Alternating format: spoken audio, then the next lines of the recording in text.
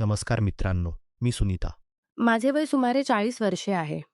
मी विवाहित आहे आणि माझ्या पती रमेशसोबत पुण्याच्या एका लोकप्रिय भागात छतावरील 2 खोल्यांच्या फ्लॅटमध्ये राहतो. आम्हाला मुले नाहीत. लग्नानंतर लगेच रमेशला एक मोठा अपघात झाला. त्या दिवसापासून त्याला हालचाल करण्यात आणि मुले होण्यात अडचण आली. घर चालवणे, खर्च खर्च करणे, काम करणे हे सर्व मीच करते. कारखान्यात, शिवणकामाच्या दुकानात, शाळेत आणि घरोघरी जाऊन कामही केले. शेवटचे काम मी शाळेत करत होते. एकदा बाजारात मला एक ओळखीची बाई भेटली. तिने विचारले, "काय चाललंय? कुठे काम करतेस?" मी सांगितले, "शाळेत आहे, पण पगार फार कमी आहे. रमेशच्या उपचाराचा खर्चही जास्त आहे." तिने म्हटले, "मी एका माणसाला सांगते. त्याला एक स्त्री हवी आहे जी त्याच्या नातेवाईक बाईकडे राहून सेवा करेल. आठवड्यात 1 दिवस सुट्टी आणि बाकीचे दिवस तिच्या सोबत राहायचे." मी म्हटले, "ते कसे शक्य आहे? रमेश हालचाल करू शकत नाही. त्याला एकटे सोडणे मला योग्य वाटत नाही." तरीही तिने म्हटले, "मी त्यांना तुझ्या परिस्थितीबद्दल सांगते. जर जमले तर ठीक, नाही तर सोडून दे." आम्ही एकमेकांचे नंबर घेतले. दुसऱ्या दिवशी तिने फोन केला आणि म्हटले, "मी बोलले. तू जाऊन बाईला तुझी परिस्थिती सांग. कदाचित ती मान्य करेल." तिने पत्ता दिला. ती बाई बनेरच्या एका सोसायटीत राहत होती. मी गेले. दरवाजा एक तरुण मुलगा उघडला. वय सुमारे 24-25 असेल. मी सांगितले की मी कामासाठी आले आहे. तो आत गेला आणि थोड्या वेळाने मला आत बोलावून मी आत गेले आणि कमलाबाईंना नमस्कार केला. घर खूप सुंदर होते. त्यांनी म्हटले, "मला एक स्त्री हवी आहे जी माझ्यासोबत राहील. आठवड्यात 1 दिवस सुट्टी." मी स्पष्ट सांगितले, "मी सध्या शाळेत काम करते. माझ्या पतीला अपघातानंतर हालचाल करता येत नाही. मी त्याला एकटे सोडू शकत नाही. जर मी त्याला जेवणाची व्यवस्था केली नाही तर तो उपाशी राहील." कमलाबाईंनी विचारले, "मग तू काय करू शकतेस?" मी म्हटले, "मी दररोज सकाळी 8 वाजता येईन आणि रात्री 8 वाजता निघेन." त्यांनी मान्य केले. त्यांना फक्त स्वच्छतेची काळजी होती. मी वचन दिले की मी व्यवस्थित काम करेन. पगार शाळेच्या पगारापेक्षा 3-4 पट जास्त होता. मी खूप आनंदित झाले. कमलाबाईंनी सांगितले की त्यांचे पती वारले आहेत आणि फक्त एक मुलगा आहे. तोच जो दरवाजा उघडला होता. त्याचे नाव आदित्य. त्याची स्वतःची फ्लॅट आईच्या फ्लॅटच्या वर होती. पण तो अजून अविवाहित होता आणि बहुतेक वेळ बाहेर राहत असे. कमलाबाईंनी मला मोकळेपणा मित्रांसोबत असायचा आणि कधीकधी उशिरा घरी येत असे. मी काम सुरू केले. कमलाबाई माझ्याशी मुलीसारखे वागत. मीही पूर्ण जबाबदारीने काम करत होते. थोड्या दिवसात मी त्यांच्यासाठी स्वयंपाकही करू लागले आणि त्या मला घरी नेण्यासाठी जेवण देत. त्यामुळे माझा खर्चही वाचत होता. आदित्य सकाळपासून रात्रीपर्यंत बाहेर असायचा. मी निघायच्या आधी तो क्वचितच दिसे. काही काळानंतर आदित्य कमी बाहेर जाऊ लागला. तो घरातच राहू लागला. मला त्याच्या वर्तनात चहा, कॉफी मागत असे. सिगारेट आणायला सांगत असे. मला सिगारेटचा तिरस्कार होता, पण मी सहन करत होते. कारण हे काम मला गमावायचे नव्हते. इतका पगार आणि इतकी चांगली वागणूक इतरत्र मिळणे कठीण होते. मग मी लक्षात घेतले की तो मला काम करताना पाहत असतो. मी स्वतःला म्हणायचे, कदाचित माझ्या मनात चुकीचे वाटत असेल. आपल्या मित्रांबद्दल, आईबद्दल सांगू लागला. अशा गोष्टी ज्या सामान्यतः काम करणाऱ्या स्त्रीला सांगितल्या जात नाहीत. मी त्याला शांत करत असे, "सब्र ठेव, सगळे ठीक होईल." एकदा त्याने विचारले, "तुझ्या आयुष्यात काय अडचणी आहेत?" ही माझ्या आयुष्यातील पहिली वेळ होती की कोणी माझ्या अडचणी ऐकायला तयार होते. मी त्याला माझ्या जन्मापासून ते आजपर्यंतची कहाणी सांगितली. त्याने म्हटले, "तुझ्या अडचणींपुढे माझ्या अडचणी काहीच नाहीत." हे सगळे बोलणे कमलाबाई झोपलेल्या असतानाच व्हायचे. जर त्या जाग्या असत्या तर माझी नोकरी जाऊ शकते. आदित्य बाहेर जाणे आणखी कमी केले. आम्ही बोलत राहत. एकदा त्याने म्हटले, "माझ्यावरच्या फ्लॅटमध्ये खूप गोंधळ आहे. तू ती व्यवस्थित करशील का?" मी म्हटले, "हो, मी कमलाबाईंना सांगून जाईन." त्याने म्हटले, "नाही, आईला सांगू नकोस. मी तुला वेगळे पैसे देईन. तू आईकडे काम संपल्यावर वर जाऊन 1-2 तास काम कर आणि निघून जा." मी म्हटले, "मला आधी पाहू दे की किती वेळ लागेल." तो वर गेला आणि मीही मागे गेले. कमलाबाई झोपलेल्या आहेत याची खात्री करून मी वर गेले. ही फ्लॅट 2 तासांत होणार नाही. ही खूप मोठी आणि गोंधळलेली आहे.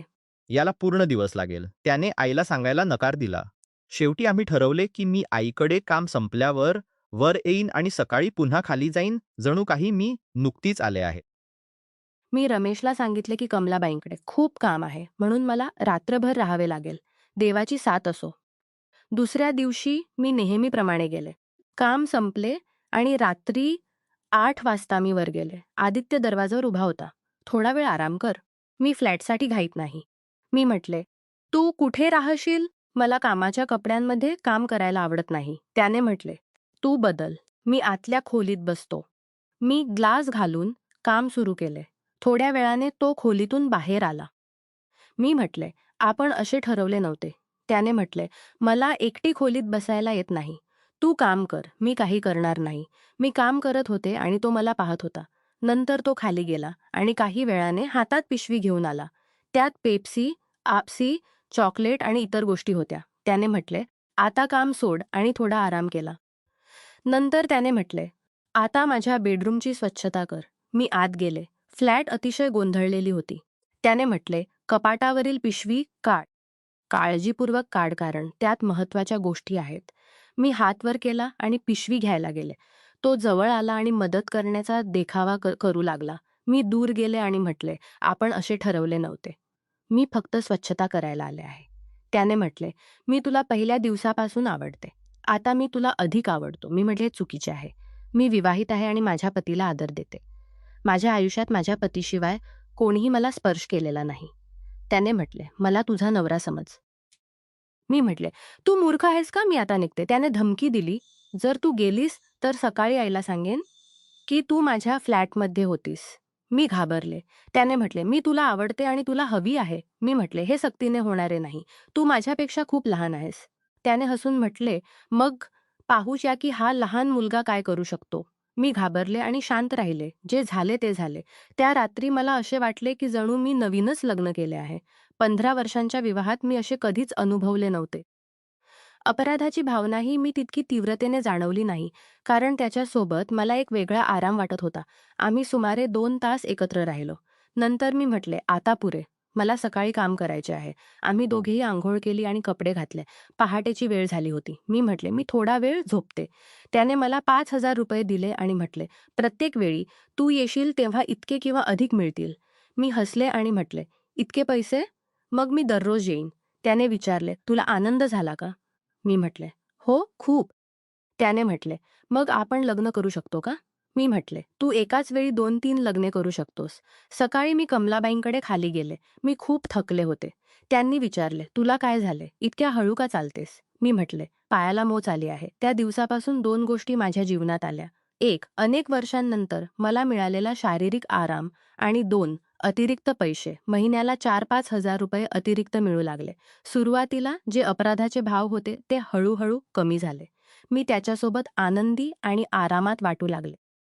कमलाबाई जेव्हा त्याच्या लग्नाबद्दल बोलत तेव्हा मी म्हणायचे, "लग्न करून काय मिळते?" मला भीती वाटायची की जर तो लग्न केला तर माझे सगळे संपेल. मी त्यांच्यापासून दूर जाऊ शकत नव्हते. कारण पैशाची गरज होती आणि त्याच्यासोबतचा आनंदही होता. पण मी रमेशबद्दल अजिबात अपराध जाणवत नव्हते. मी या सर्व गोष्टींपासून वंचित होते. मीच त्याची सेवा करते आणि खर्च करते. तरीही मला भीती होती की जर मी थांबले तर आदित्य आईला सांगेल आणि माझी नोकरी जाईल. मी त्याच्यापासून दूर जाऊ शकत नव्हते आणि नोकरीही सोडू शकत नव्हते. काही महिन्यांनंतर एक दिवस कमलाबाईंना संशय आला. त्यांनी माझ्या हालचालींवर बारीक नजर ठेवली. एके दिवशी त्यांनी मला थेट विचारले. मी घाबरले आणि सर्व काही सांगितले नाही. पण सत्याचा भार मला जाणवू लागला. आज आदित्यही अधिक मागण्या करू लागला आणि माझे घर, माझी नोकरी आणि माझी इज्जत सगळे धोगड होऊ शकते आणि माझी इज्जत सगळे धोक्यात येऊ शकते. रमेश माझ्यावर पूर्ण अवलंबून आहे. मी त्याला फसवत होते. एके दिवशी मी आदित्यला स्पष्ट सांगितले की आता हे थांबवायचे आहे. त्याने रागाने धमकी दिली, पण मी ठाम होते. मी कमलाबाईंकडे काम सोडले. काही दिवस खूप अडचणी आल्या, पण मी रमेशसोबत राहून त्याची सेवा करू लागले. पैशाची कमतरता जाणवली, पण मनाला शांती मिळाली. आज मी मागे वळून पाहते तेव्हा मला समजते की त्या क्षणाच्या आनंदासाठी आणि पैशासाठी मी माझ्या पतीशी आणि स्वतःच्या आत्मसन्मानाशी फार मोठी चूक केली. गुप्त नातेसंबंध आणि फसवणूक कधीही दीर्घकाळ सुख देत नाही. ती फक्त भीती, अपराध आणि नाश घेऊन येते. कुटुंबातील विश्वास आणि जबाबदारी हीच खरी शक्ती आहे. जर कोणी कठीण परिस्थितीत असेल तर मदत मागावी, पण चुकीच्या मार्गाने समाधान शोधू नये. सत्य लपवून ठेवले तरी ते एक दिवस बाहेर येते आणि त्याचे परिणाम भोगावे लागतात. नमस्कार मित्रांनो, तुम्हाला ही कथा आवडली असेल तर चॅनेलला सबस्क्राईब करायला विसरू नका आणि यापेक्षाही अधिक रंजक व्हिडिओ पाहण्यासाठी माझ्या चॅनेलवर नुकताच अपलोड केलेला नवीन व्हिडिओ नक्की पहा. तो तुम्हाला खूप आवडेल अशी मला आशा आहे.